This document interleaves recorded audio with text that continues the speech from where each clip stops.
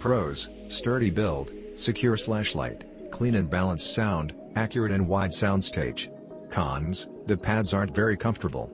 Tonal balance: slightly warm-leaning neutral style. Open circumaural cost at time of review: $3.50 reviewing process. The R70X have been solely listened to at home through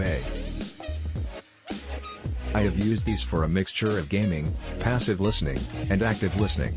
I have spent enough time with them to feel comfortable sharing my opinion, but my experiences may differ from yours. It's always best to demo a headphone before purchasing, but if you're unable to, I recommend at least reading other views in conjunction with this review. Thanks to Audio-Technica for the review sample.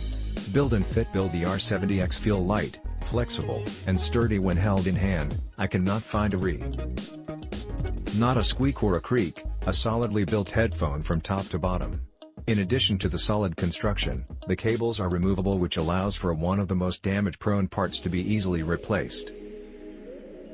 Oddly though, the cables can be inserted into either ear cup without orienting the signal wrongly. I've switched the cables a few times and the left ear cup always plays the left signal and the right ear cup always plays the right signal. That's pretty neat. Fit. The Audio-Technica wing design has undergone a heap of changes throughout its tenure.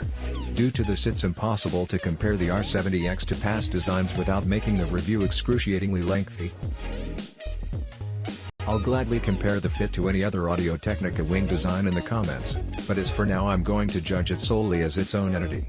Without going into excruciating detail, the R70X have their issues with comfort. The headphones are super light so that there is little in the way of downwards force, and the clamping force makes for a tight and secure fit. Unfortunately, the pads aren't comfortable enough to stand up to the clamping force for extended listening sessions. I felt an immediate upgrade in comfort when wearing the HD600 after taking off the R70X, for instance. The Audio-Technica wing design has always been polarizing for comfort, and while the R70X solved many past issues, it still lacks as a whole. Sound quality. Bass: as always I test the bass with the Boss.